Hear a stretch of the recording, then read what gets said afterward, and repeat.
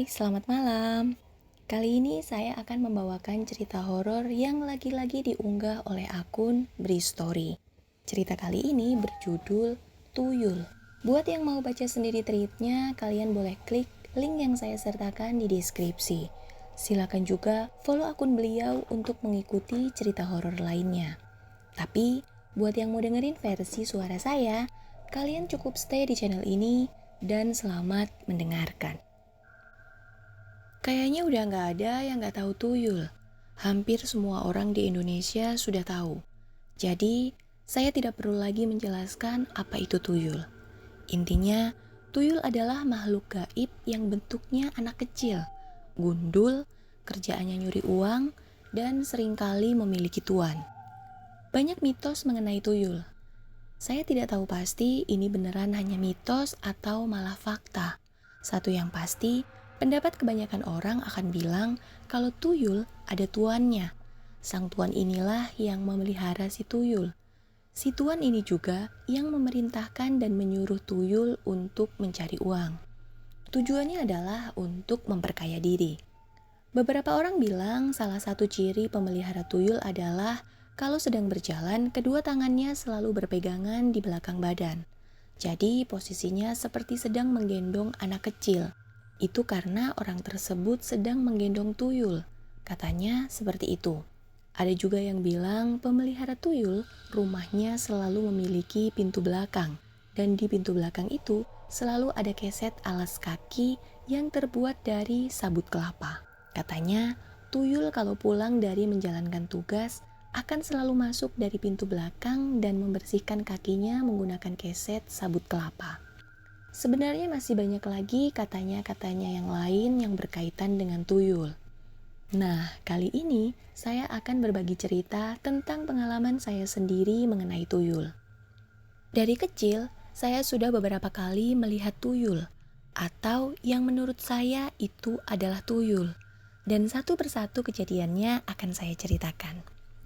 Saya akan memulai dengan cerita pengalaman milik teman masa kecil saya dulu.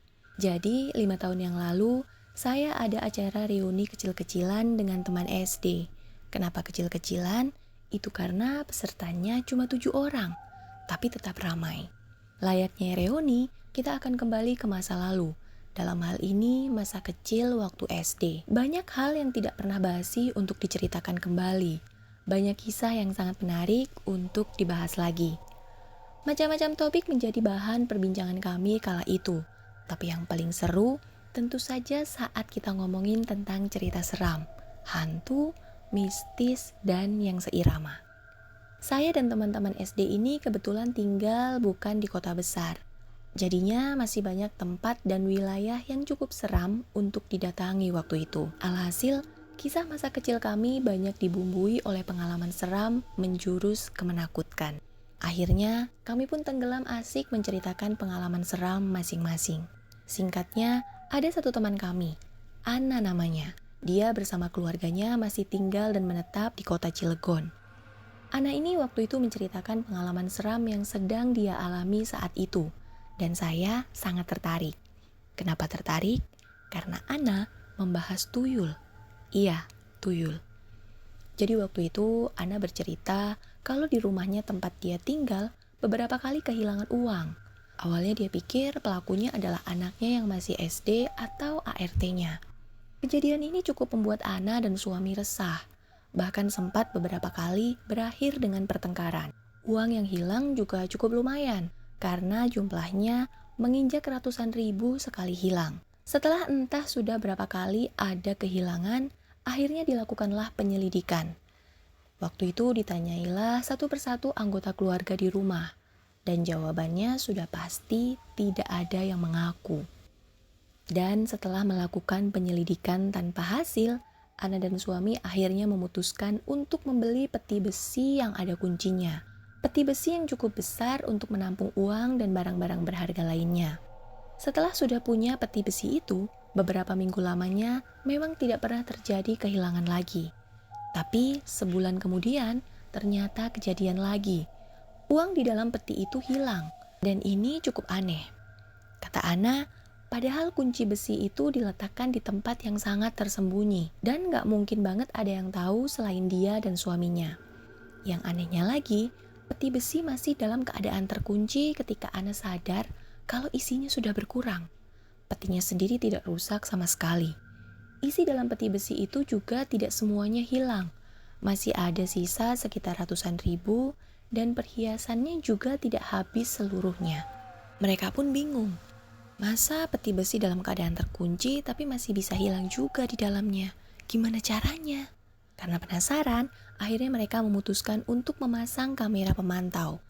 Kamera itu diarahkan ke pintu lemari besar, tempat di mana peti besi berada di dalamnya. Setelah kamera terpasang dan difungsikan, video hasil pantauannya rutin dilihat oleh Ana nyaris setiap hari. Sama kejadiannya dengan ketika mereka baru membeli peti besi sebelumnya, tidak terjadi kehilangan uang dan benda berharga di dalam peti selama kira-kira sebulan setelah kamera terpasang. Semuanya masih aman, tapi tiba-tiba sebulan kemudian terjadi lagi. Ada sejumlah uang yang hilang, dan kali ini jumlahnya banyak, sampai jutaan rupiah. Karena gemes, akhirnya Ana dan suami pun memeriksa video tangkapan layar. Akhirnya ketahuan deh malingnya siapa. Begitu kata mereka sebelum menonton video. Mereka sangat yakin kalau pencurinya akan tertangkap kamera. Tapi ternyata tidak seperti itu. Kamera sama sekali tidak menangkap gambar apa-apa. Pencurinya tidak kelihatan. Tidak terlihat juga ada orang yang membuka lemari itu lalu membuka pintu besi untuk mencuri isinya. Benar-benar tidak ada. Lalu siapa yang bisa mengambil isi peti besi tanpa membuka pintunya? Saat itu Ana dan suami terbesit pikiran kalau yang mencuri bukan manusia, tapi makhluk gaib. Mungkinkah? Ana yang sedari kecil dulu memang sudah percaya dan sering bergelut dengan hal-hal mistis, langsung punya banyak pertanyaan di kepalanya. Dan untuk menjawab itu, suami Ana punya ide untuk membuktikannya. Jadi, suamiku langsung pergi ke pasar. Dia mau membeli abu gosok. Begitu kata Ana ketika dia menceritakan kejadiannya kepada kami. Abu gosok? Buat apa, Nah? Tanya saya penasaran. Buat yang belum tahu, abu gosok yang Ana maksudkan adalah benda yang bentuknya seperti pasir yang terbuat dari hasil pembakaran. Kalau orang-orang pedesaan selalu menggunakan abu gosok untuk mencuci piring atau perabotan yang lain. Lebih seringnya sih buat cuci piring. Abu gosok itu nantinya ditaburkan di sekeliling pintu besi dan sekitar lemari. Ditabur tipis-tipis. Begitu kata Ana. Terus kenapa harus abu gosok? Kata suamiku, abu gosok itu tidak bisa terdeteksi oleh si makhluk pencuri. Yang waktu itu kami belum tahu makhluk jenis apa si pencuri ini. Begitu penjelasan Ana. Ya sudah, akhirnya Ana dan suami menaburkan abu gosok di sekitar peti besi dan lemari. Ditabur tipis-tipis. Setelah itu mereka hanya bisa menunggu. 1 hari, 2 hari, 1 minggu, 2 minggu, tidak ada kejadian apa-apa. Uang di dalam peti masih utuh. Tapi hampir 2 bulan kemudian, akhirnya kejadian lagi. Uang di dalam peti hilang sebagian. Pada kejadian kali ini, kamera pemantau tetap tidak menangkap apa-apa. Nggak ada objek yang tertangkap kamera sedang mencuri. Tapi tidak demikian dengan abu gosok. Abu yang ditabur pada sekitar peti dan lemari. Abu gosok itu menangkap jejak pelaku pencurian. Di atas taburan tipis abu gosok, Ana dan suami melihat jejak berbentuk kaki-kaki kecil yang sepertinya datang lalu kemudian pergi. Jejak kaki itu seukuran kaki bayi manusia yang baru lahir, segitu ukurannya. Ana dan suami jadi bisa menarik kesimpulan siapa pencuri uang mereka selama ini. Sepertinya itu adalah ulah tuyul. Dan masih tentang tuyul, di kampung tempat saya tinggal waktu kecil dulu, juga pernah ada peristiwa yang cukup heboh. Kejadiannya ada beberapa warga yang kehilangan uang dan benda berharga di rumahnya. Sontak seluruh warga langsung giat melakukan siskampling atau jaga malam. Tapi walaupun sudah ada siskampling dan kewaspadaan yang tinggi, tetap saja masih ada berita kehilangan. Yang paling banyak diberitakan adalah kehilangan uang. Dan benar saja, namanya juga di kampung, maka beredarlah cerita-cerita yang bilang kalau pelaku pencurian itu adalah tuyul, si makhluk legendaris. Setelah beredar tentang cerita tuyul ini, Selanjutnya kampung saya menjadi lebih mencekam, apalagi kalau malam hari. Banyak dari warga yang tidak berani keluar malam. Mereka lebih merasa aman berada di rumah, menjaga uang dan harta lain miliknya. Nah, entah kebetulan atau tidak, ketika sedang santer-santernya cerita tentang tuyul ini, saya dan bapak saya waktu itu mengalami kejadian ganjil dan cukup menyeramkan. Begini ceritanya. Jadi pada suatu malam ketika kami pulang ke rumah setelah berkunjung dari rumah saudara, saya dan bapak berboncengan menggunakan motor. Waktu itu kalau tidak salah, saya masih SD kelas 4, jadi masih bisa duduk di depan kalau naik motor bareng bapak. Seperti yang saya bilang tadi, waktu itu lagi santer-santernya cerita tentang tuyul gentayangan. Jadinya suasana kampung sudah sepi banget waktu kami sampai di jalan masuk. Ya, karena sudah hampir waktu tengah malam juga, sekitar pukul 11 malam. Waktu itu, bapak sengaja lewat jalan belakang yang masih sangat sepi, melewati jalan tanah kecil, menembus perkebunan pohon kelapa dan lewat satu pekuburan juga. Pokoknya serem lah suasananya. Saya yang tadinya sudah mengantuk, jadi kembali segar karena merasakan keseraman di sana. Ada-ada aja bapak nih, kenapa juga lewat jalan begini sih? Kan serem. Saya bilang begitu ke bapak. Biar cepet, Bri. Kan jaraknya lebih pendek. Begitu jawab beliau. Ya sudah, saya hanya bisa pasrah sambil terus memandang ke depan.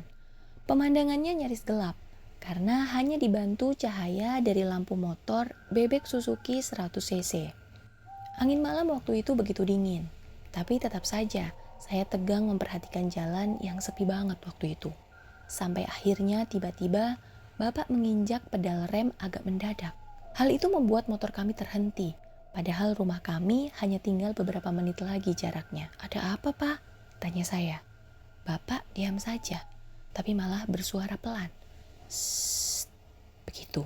Saya yang penasaran kenapa tiba-tiba motor berhenti, mendengar suara bapak seperti itu, langsung memperhatikan sekitar, mencoba menajamkan penglihatan. Jangan takut ya, Pri. Begitu, bilang bapak. Saya diam, tidak berani bilang apa-apa. Dan beberapa detik kemudian, akhirnya saya mendapatkan jawaban kenapa bapak sampai berhenti mendadak. Sekitar 2 atau 3 meter di depan kami, di bawah cahaya lampu motor yang tidak terlalu terang, saya menyaksikan 2 sosok kecil sedang berdiri di tengah jalan. Sosok ini tingginya hanya sekitar 30 atau 40 cm. Bentuknya mirip anak kecil tanpa pakaian sama sekali. Warna tubuhnya gelap, tapi bukan seperti gelap bayangan atau siluet. Hitam gelap seperti arang kering. Saya cuma diam memperhatikan 2 sosok seram itu. Mereka juga berdiri diam seperti sedang memperhatikan kami juga. Dan itu tentu saja pemandangan yang sangat menyeramkan. Hingga saya pun ketakutan. Saat itu saya mendengar juga bapak sedang membaca doa. Ayat-ayat suci keluar dari mulutnya. Entah sudah berapa menit lamanya, akhirnya 2 sosok itu bergerak pergi dari tempatnya. Berlari-lari kecil, masuk ke dalam gelap, lalu menghilang. Itu makhluk apa ya? Tuyulkah? Sepertinya begitu. Sekian cerita horor kali ini. Jika kalian suka, kalian bisa klik tombol like. Dan jika berkenan, silakan klik subscribe agar kalian tidak ketinggalan saat saya kembali bercerita. Dan tentu saja, support dari kalian semua adalah support terbesar untuk saya bercerita. Terima kasih, Sugeng Dalu.